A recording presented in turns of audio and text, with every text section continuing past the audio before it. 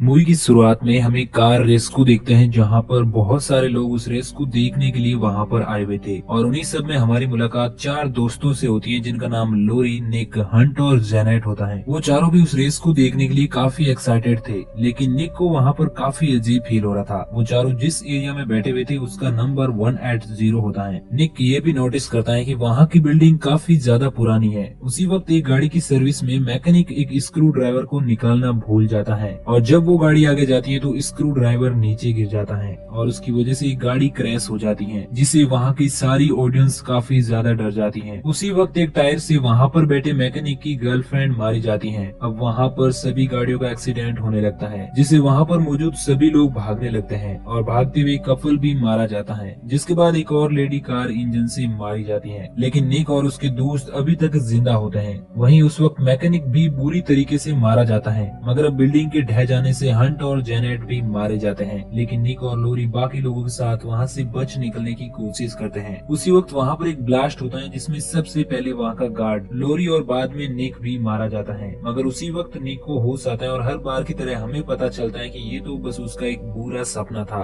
मगर अब निक नोटिस करता है कि वहाँ पर होने वाली हर एक एक्टिविटी ठीक उसके सपने की तरह ही हो रही है और वो अपने दोस्तों को बताता है कि अभी यहाँ पर एक टोपी वाला आदमी आकर बैठेगा। तभी वहाँ पर वो आदमी आ जाता है। ये देखकर उसके बाकी दोस्त चौंक जाते हैं, क्योंकि अब वो हर एक एक्टिविटी को पहले ही उन्हें बता रहा था। अब निक उन सबको बताता है कि यहाँ पर एक एक्सीडेंट होने वाला है, इसलिए हमें जल्दी से यहाँ से निकल जाना चाहिए। और ये कहकर वो सभी को वहाँ से चलने के लिए कहता है, लेकिन हंट उसे वहाँ से जाने से मना करता है, जिससे उनमें बहस होने लगती है और इसी वजह से वहाँ पर मौजूद उस आदमी से उनका झगड़ा हो जाता है और वो सभी वहाँ से बाहर आ जाते हैं। तब निक वहाँ के गार्ड को बताता है कि यहाँ पर एक बहुत बड़ा एक्सीडेंट होने वाला है और उसी वक्त स्टेडियम में एक्सीडेंट हो जाता है, जिससे वहाँ पर मौजूद सभी लोग बाहर भागने लगते हैं। उस आदमी जिसका नाम कार्टर होता है, उसकी वाइफ अभी तक स्टेडियम के अंदर थी, मगर गार्ड अब उसे अंदर जाने से रोक देता है क्योंकि स्टेडियम पूरी तरह से तबाह हो चुका था। और तभी एक टायर उन सब के साथ खड़ी उस मैकेनिक की गर्लफ्रेंड के ऊपर गिरता है, जिससे वो भी मारी जाती है। अब उसी रात को वहाँ पर मरे सभी लोगों के लिए एक मेमोरियल रखा जाता है, जहाँ पर निक और लोरी भी जाते हैं। उस वक्त उन्हें वहाँ पर सिक्योरिटी गार्ड जॉर्ज और कार्टर मिलते हैं। कार्टर की बीवी उस एक्सीडेंट में मारी गई थी और वो उसका दोषी जॉर्ज को मानता है, क्योंकि उसने कार्टर को अंदर जाने से रोका था। वहीं उनके जैसे और भी सर्वाइवर होते हैं जो सभी निक को थैंक्स कहते हैं, क्योंकि उसकी वजह से आज वो सभी जिंदा थे। अब रात को सोते वक्त निक को फिर से एक सपना आता है, जिसमें उसे कुछ चैन और आग जलते हुए दिखाई देती है। वो इसके बारे में लोरी को बताता है, लेकिन वो कहती है कि शायद ये तुम्हारा बुरा सपना है। वहीं उसी वक्त हम कार्टर को देखते हैं, जो कि शराब से धूत अपना ट्रक लेकर जॉर्ज के घर जाता है। वो गाड़ी को रोककर नीचे उतरता है, लेकिन उसी वक्त ट्रक के कंट्रोल के ऊपर कैन गिरने से वो चलने लगता है। कार्टर उसे रोकने की कोशिश करता है, लेकिन तभी वो नीचे गिर जाता है और उस ट्रक के पीछे लटकी चैन से वो घसीटने लगता है। साथ ही ट्रक पर पड़े टैंक से फ्यूल नीचे गिरने लगता है, जिससे वहाँ पर आग लग जाती है और कार्टर भी जलने लगता है। ये सब शोर सुनकर जॉर्ज घर से बाहर आता है, लेकिन तभी एक जोरदार ब्लास्ट के साथ कार्टर भी मारा जाता है। जब इसकी न्यूज लोरी और निक देखते हैं तो निक समझ जाता है कि रात को जो उसे ड्रीम आया था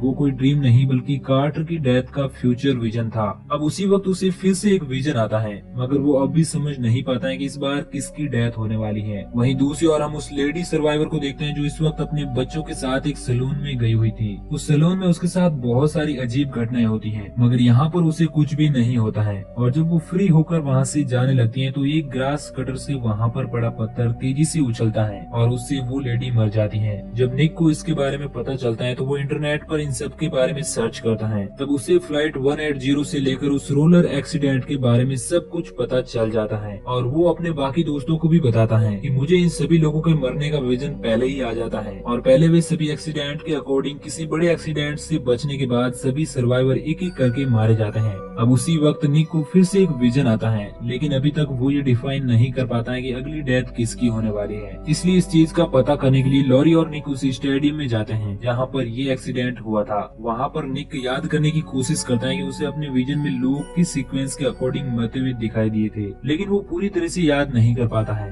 उसी वक्त वहाँ पर गार्ड जॉर्ज आ जाता है और वो उन दोनों को वहाँ के सीसीटीवी फुटेज दिखाता है, जिससे उन्हें पता चलता है कि अगली डेथ उस मैकेनिक की होने वाली है। इसलिए नेक्स्ट डे वो तीनों उस मैकेनिक के पास जाते हैं और उसे सब कुछ बताते हुए कहते हैं कि डेथ की नेक्स्ट विक्टिम तुम हो। लेकिन मैकेनिक उनकी बातों को समझ नहीं पाता है। तभी एक वैन उसकी ओर तेजी से आती है, मगर उससे वो मैकेनिक बच जाता है इसलिए वो काफी ज्यादा खुश होता है और उनसे कहता है कि अब मेरी डेथ स्किप हो चुकी है। लेकिन तभी एक गैस सिलेंडर तेजी से उसको हिट करता है, जिससे वो भी बुरी तरीके से मारा जाता है। अब इसके बाद हंट और जेनेट के मरने का नंबर होता है, लेकिन उन्हें ये पता नहीं होता है कि कौन पहले मरने वाला है। इसलिए जॉर्ज और लॉरी जेनेट को ढूंढने के लिए और निक हंट को ढूंढने के लिए निकल जाता है। तब निक को विजन आता है कि वो दोनों पानी की वजह से मरने वाले हैं। वहीं उस वक्त हंट एक स्विमिंग पूल पर होता है और जेनेट अपनी गाड़ी में होती है। उसी वक्त कार के फ्रंट ग्लास पर कुछ गंदगी लग जाती है, इसलिए जेनेट उसे वॉश करने के लिए कार वॉश पर जाती है। लॉरी उसे कॉल करके पानी से दूर रहने के लिए कहती है, लेकिन कमजोर नेटवर्क की वजह से उसे आवाज सुनाई नहीं देती है। जेनेट की गाड़ी वॉश होते हुए बीच में ही रुक जाती है, क्योंकि वहाँ के सिस्टम में खराबी हो चुकी थी। ये देखकर जेनेट काफी डर जाती है और वो बाहर निकलने की कोशिश करती है, लेकिन डोर लॉक होने की वजह से वो बाहर नहीं निकल पाती है। उसी वक्त गाड़ी का सन ग्लास आधा खुल जाता है। जेनेट उसे बंद करने की कोशिश करते हैं, लेकिन तभी ऊपर लगा पाइप खुल जाता है और अब गाड़ी पानी से भरने लगती है। जेनेट वहाँ से बाहर निकलने की कोशिश करती है, लेकिन सन ग्लास पूरा नहीं खुल पाता है। वहीं दूसरी ओर हंट का लकी कॉइन पूल में गिर जाता है, इसलिए वो उसे लेने के लिए पूल में जाता है। उसका कॉइन ड्रेन होल में चला गया था, इसलिए वो उसके पास जाता है, लेकिन हाई प्रेशर की वजह से हंट वहाँ पर चिपक जाता है और वो अपने आप को छुड़ाने की काफी कोशिश करता है। लेकिन निक के विजन के अकॉर्डिंग वो दोनों पानी में बुरी तरह से फंस चुके थे।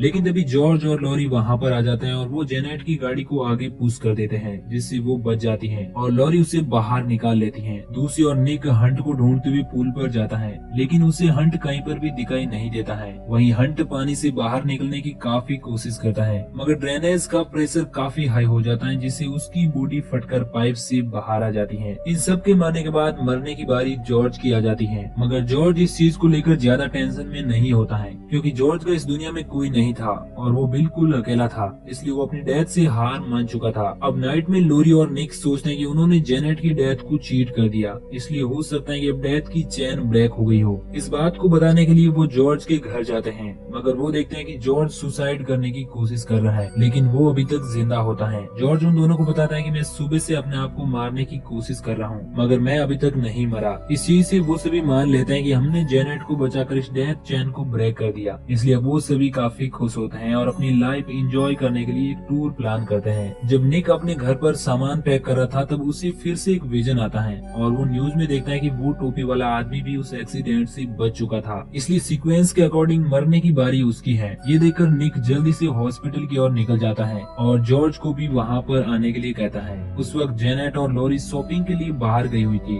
वहीं जब वो दोनों हॉस्पिटल पहुँचते हैं तो उनकी आंखों के सामने ही वो आदमी मारा जाता है। अब निक और जॉर्ज बाहर जाता है तो एक एम्बुलेंस जॉर्ज को हिट करके मार देती है, इसलिए निक काफी ज्यादा डर जाता है और वो जेनेट और लोरी को बचाने के लिए मॉल जाता है। लेकिन तब तक वो दोनों मूवी देखने के लिए थिएटर में चली गई थी। निक उन्हें ढूंढने लगता है, मगर तभी हॉल के आगे वाले रूम में आग लग जाती है। निक उन दोनों को ढूंढ लेता है और उन्हें बताता है कि डेथ की चेन अभी तक नहीं रुकी है, इसलिए हमें जल्द से जल्द यहाँ से बाहर चलना चाहिए। लेकिन जेनेट उनकी बात नहीं मानती है और वहीं पर बैठी रहती है। उसी वक्त थिएटर में एक जोरदार ब्लास्ट होता है, जिसमें जेनेट मारी जाती है। निक और लोरी वहाँ से बाहर निकलने की कोशिश करते हैं, मगर तब तक पूरा मॉल तबाह हो चुका था, जिससे लोरी एक एक्सीलेटर के ऊपर लटक जाती है। निक उसे ऊपर खींचने की काफी कोशिश करता है, लेकिन तभी उसका पैर चैन में फंस जाता है, जिससे उसकी पूरी बॉडी कट जाती है। तभी अचानक से निक को वापस से सेंस आता है। इसका मतलब ये भी उसका एक फ्यूचर विजन ही था। लेकिन अब सच में जॉर्ज को एक एम्बुलेंस कुचल देती है, इसलिए निक जल्दी से मॉल जाता है और वो जेनेट और लोरी को ढूंढने के बजाय सीधा उसी रूम में जाता है जिसमें आग लगी हुई थी। वो आग बुझाने की कोशिश करता है, लेकिन तभी एक स्क्रू गन से वो जख्मी हो जाता है, मगर किसी तरह वो आग बुझाकर उन लोगों को बचाने में कामयाब हो जाता है। अब स्टोरी में 2 वीक गुजर जाते हैं और हम निक को देखते हैं, जो वहाँ के मैकेनिक को सावधानी से काम करने के लिए कहता है। उसी वक्त हम वहाँ से गुजरती एक बस को देखते हैं, जिस पर 180 लिखा हुआ था। इसका मतलब यहाँ पर जरूर कुछ बुरा होने वाला है। अब वो सभी एक कैफे में बैठे हुए थे, जिसका नाम था डेथ बाई कैफीन। निक को वहाँ पर बैठे हुए काफी अजीब फील हो रहा था और उसे पता चलता है कि अभी तक उसने कुछ भी नहीं बदला है। दरअसल डेथ यहाँ पर उन सबको चीट कर देती है और डेथ के अकॉर्डिंग वो सभी अपने मरने की सही जगह पर बैठे हुए थे। निक उन सभी को इसके बारे में बताता ही है कि तभी वहाँ पर एक ट्रक आकर उन तीनों को मार देता है और बिना किसी सर्वाइवर के साथ ये मूवी यहीं पर एंड हो जाती है। तो दोस्तों, अगर आपको ये वीडियो अच्छा लगा तो प्लीज वीडियो को लाइक और चैनल को सब्सक्राइब जरूर कर देना। बाकी मैं मिलूंगा आपसे किसी नई दिन नई कहानी के साथ, तब तक के लिए थैंक यू।